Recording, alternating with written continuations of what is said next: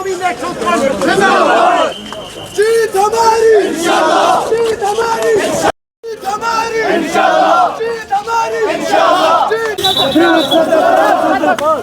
जिंदाबाद इंशाल्लाह, इंशाल्लाह, इंशाल्लाह।